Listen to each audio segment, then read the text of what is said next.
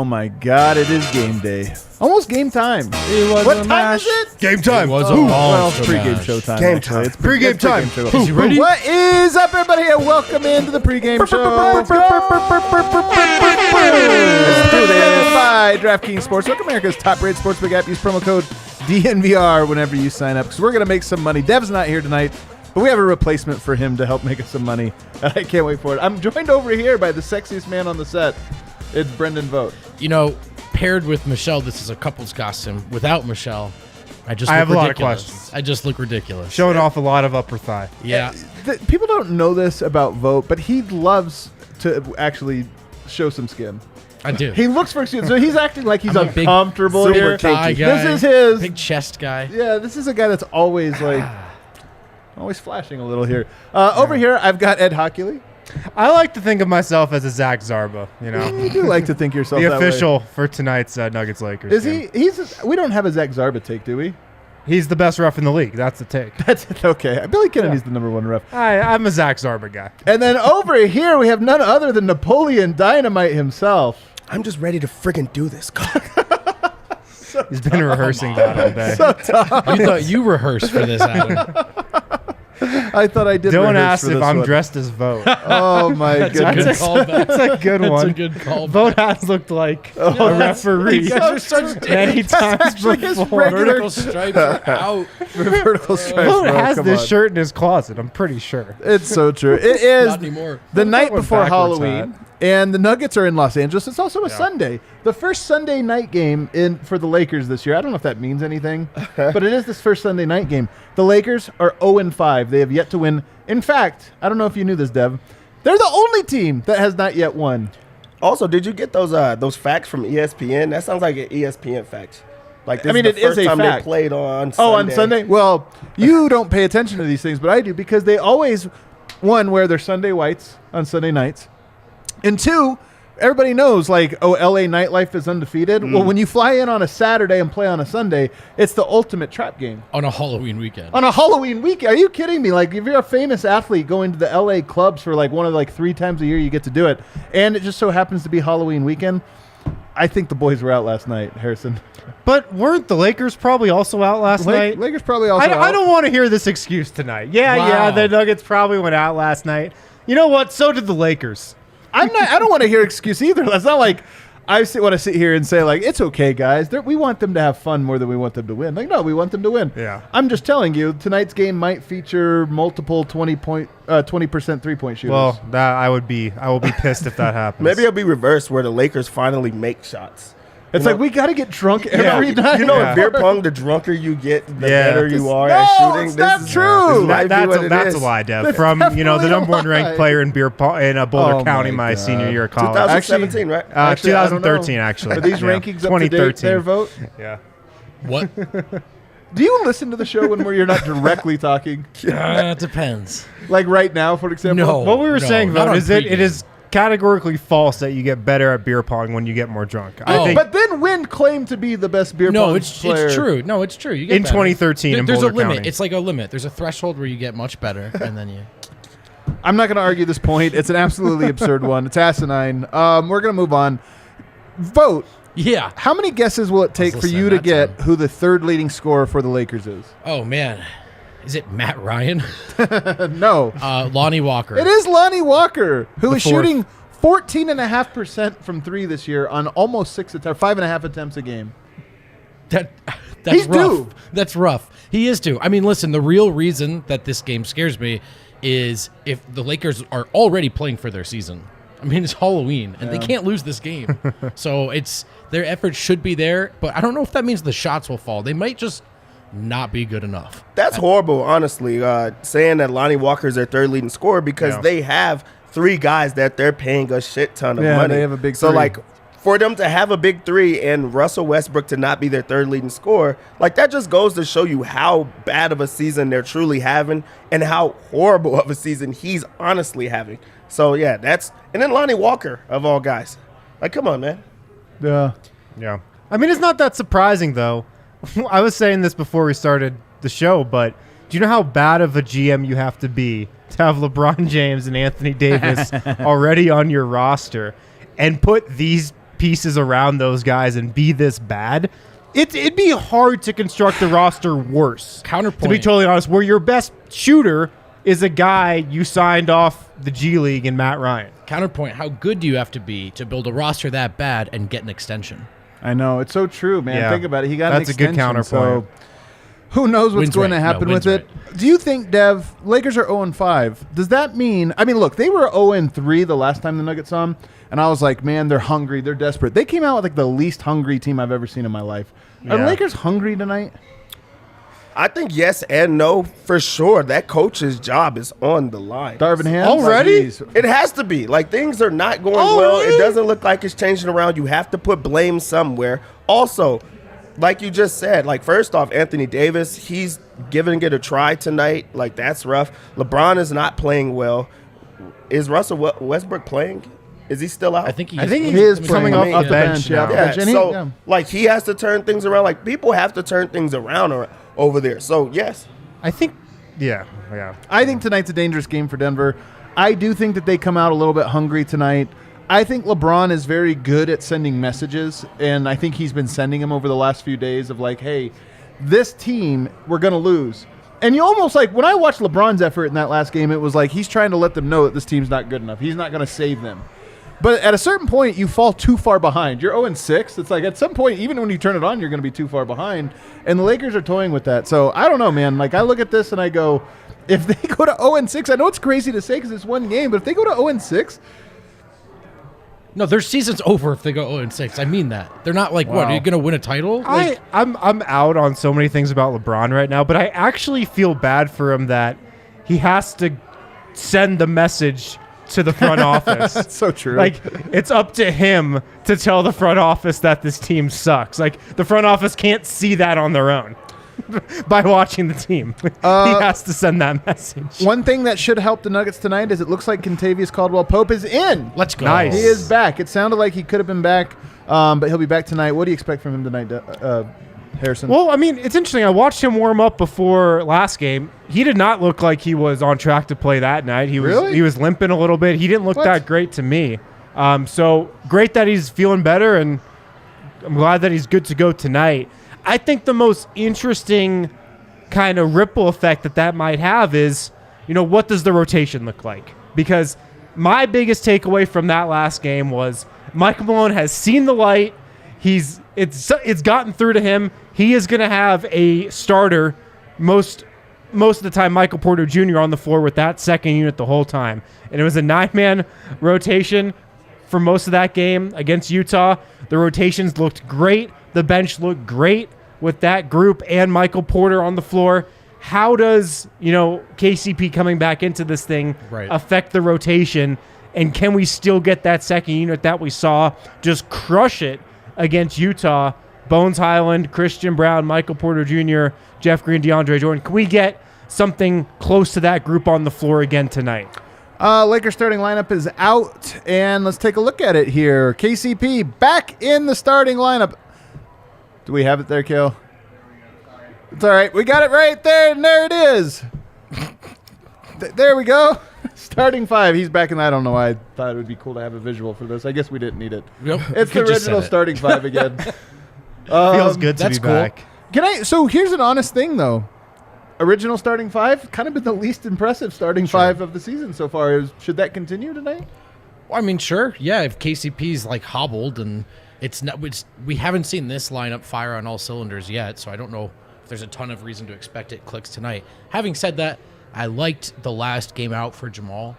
I don't know if he's at a place where he's going to, build and build and build, right? But I think he took some good steps in that last game, looked a little more comfortable, a little more aggressive. So, it's not their most effective lineup right now, but I'm really excited to see it again. Dev, Nuggets getting the win tonight? Yeah, I think they're getting the win tonight. I think that Lakers team just really they're horrible. They blow. It does There's not no matter. gimmicks. There's no messages. There's nothing about it. You can't send a message. Even if he was to go for 45 or something like that, no one else can shoot. No one else can make shots. And also, they're not defending. He can't make the message for the team who is not good enough. Like, this Nuggets team is for real. So he could have a good game. It still wouldn't be enough. The Nuggets should be able to be extremely hungover tonight and still win. There's a take. Wow.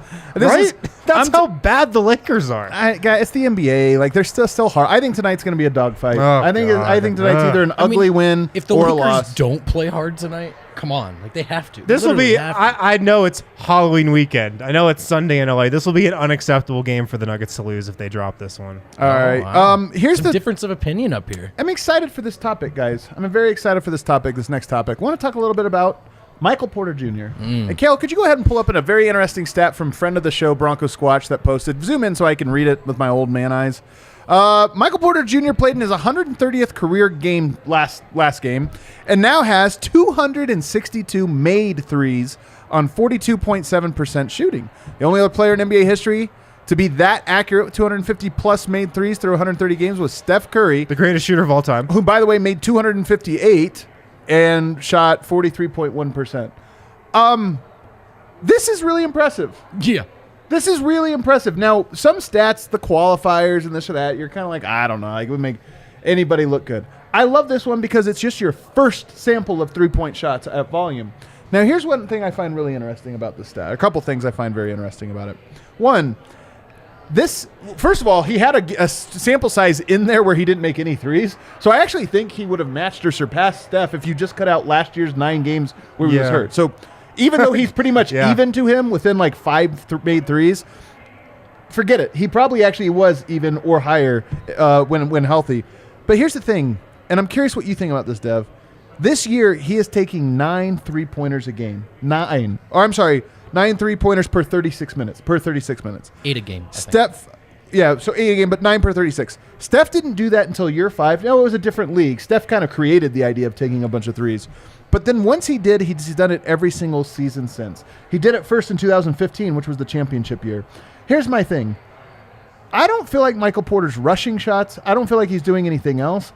9 per 36 or more, to me, feels like that's the new homeostasis for him. That's the new, like, what he's going to be. 9 threes per 36 or higher. Yeah, the crazy thing about the type of shots that he takes is right now I still don't feel like MPJ. I think he's part of the offense, but they're not running plays to set him up for the shots that he wants or likes. This is just him just playing basketball freely, and he just is a tough shot taker, but clearly a tough shot maker.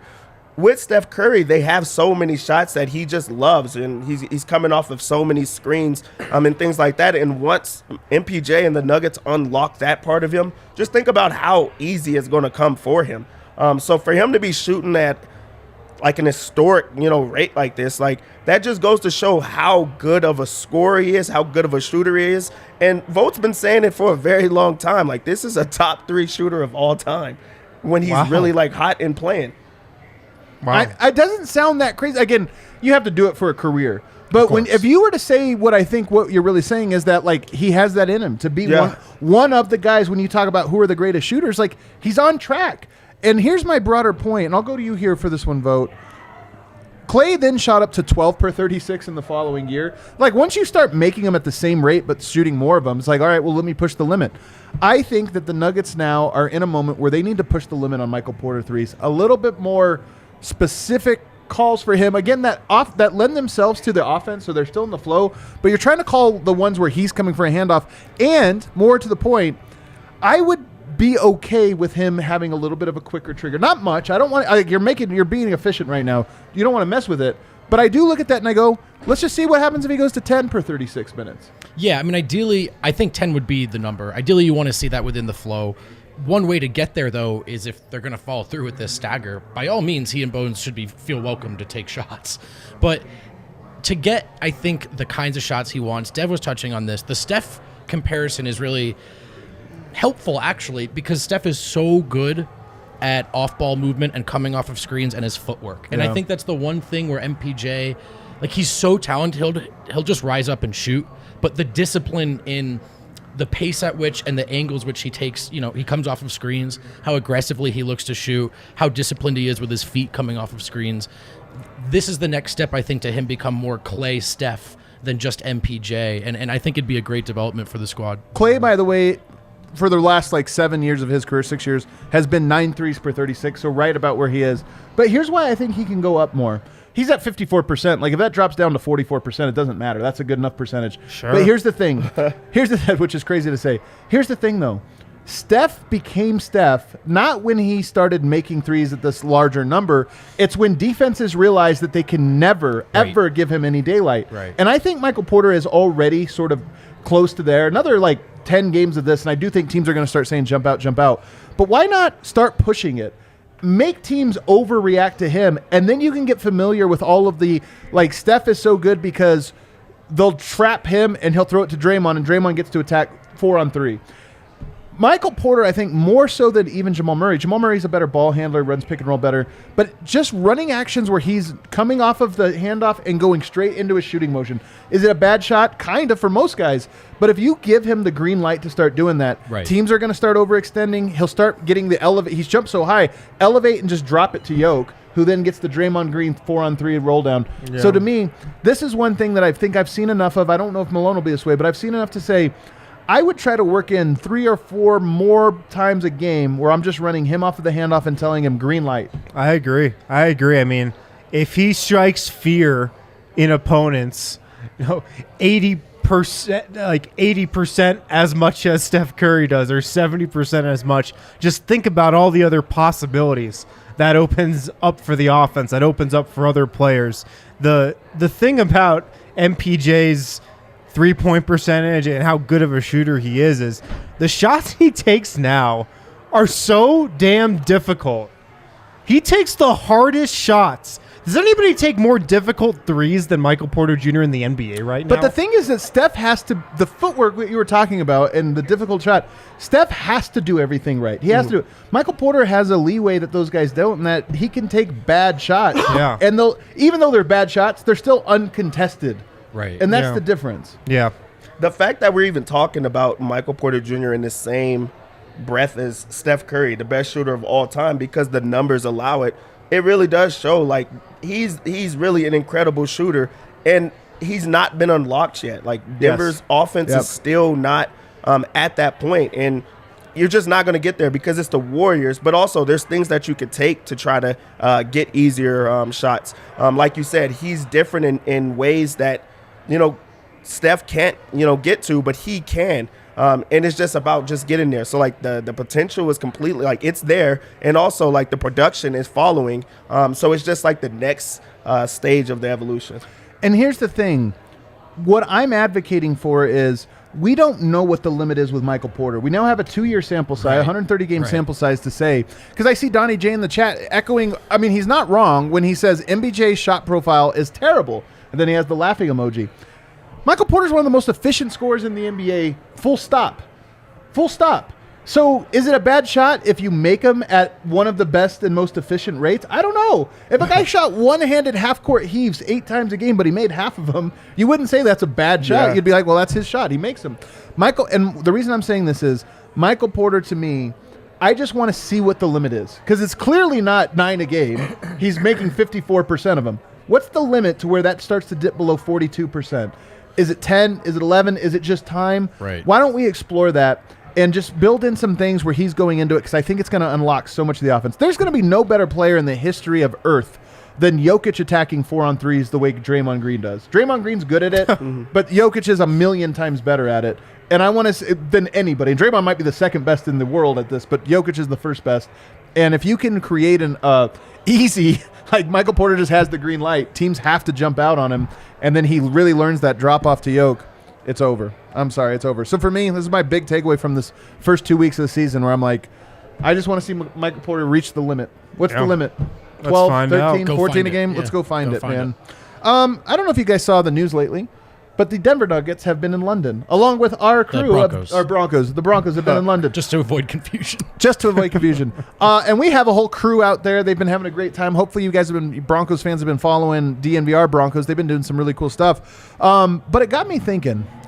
The NBA always sends guys abroad. They always do these different things.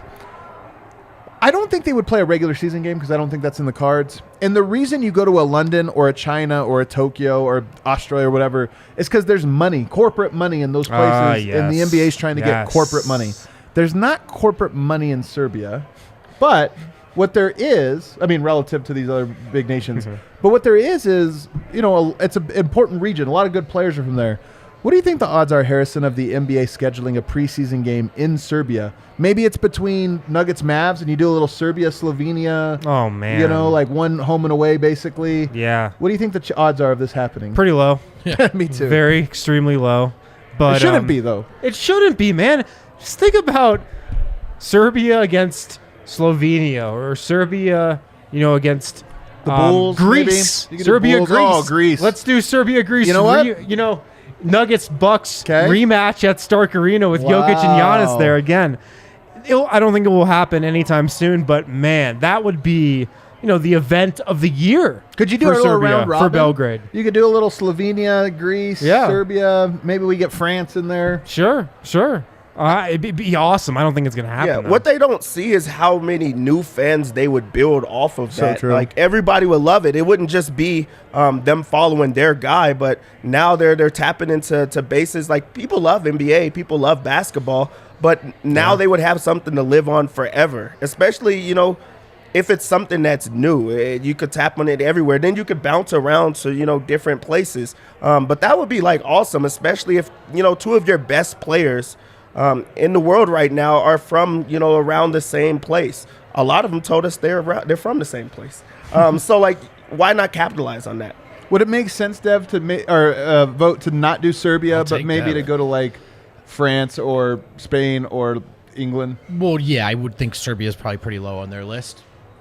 We know what they either don't know or don't care about as much as we do about Serbia and that culture. Wait, didn't they just this year? Did the Hawks go to like Bahrain or something? Emirates? Is that they go to the Emirates? Is that where it was? Where was it? It was somewhere Dubai? around there. Yeah. It's one of those? Yeah, Dubai then. I mean, I mean, Again, the pockets run pretty deep in that area of the world. I wouldn't hold my breath. Could the start be, though, like Partizan or Red Star coming over and doing a preseason game in Denver or something? I don't think that would happen. I don't think it would be fun, though. They'd get here. They'd like play a game at Ball Arena and they'd be like, wait, this is Nobody's here. This is the atmosphere of an NBA game. This is bullshit. Yeah, this is terrible. So, yeah, I don't think it's probably high Screw on this the NBA's country. radar. It's high on my radar, though. I think it'd be really cool. Do you think a game? I mean, this would be a good question. The Serbians could help us out. If Nuggets Mavs played an exhibition game at Stark Arena, would it sell out? Absolutely. Yeah. Absolutely. Yeah, 100%. You know what? I'm all for it. The NBA needs to embrace the Balkans. I want a Greece, Slovenia, Serbia. Nuggets, round Bucks, robin. Mavs. Yeah. A little round robin. We could do it. We could pull 76ers when Joel Embiid plays for France. it off. There you go. I mean, That's doing your it, little foursome. They're doing it in small ways, like with like trying to bring like the summer league and following Victor W and stuff like that on ESPN. You might as well make it bigger and to get to other countries, and then you could talk about bring light to their countries and bring those stories in a more national scale. So like I think that there's like so much untapped like stories that you could build off of that, and it's just a fan base that you could grow. All right. Yeah. All right, let's open up the DraftKings Sportsbook app, America's top-rated sportsbook app, and make some money. I bring it up just because I want to go back to Serbia. I'm trying to find reasons. I was trying to think of how much Jokic would hate the NBA playing a game in Belgrade. You don't think he would like it? What if the Nuggets opened up? They try to do a feature like in I think he'd like it. Sombor It at the would horse bring stable, money. and he's like, ugh. Yeah, it might be good. It'd be cool if the Nuggets have to do training camp in Serbia. We're eating at Ambar tonight. Then Hell yeah. we're going to a Splav later. Oh my God, who would get lost at the Splavs? You can go to the Red Bar if you They want. had to go to KK Joker to get a full practice facility. All right, let's make some money tonight. I'm very curious what you got. One for team us, has to Dev. practice at his elementary school. All right, so we have to expect that the Lakers are in like a very desperate spot. The jobs are on the line over there. They You're really about to are. bet on a bunch of Lakers down. Gosh Listen, the dang jobs it. are on the line. They got to be inspired, right? Yeah. I don't care.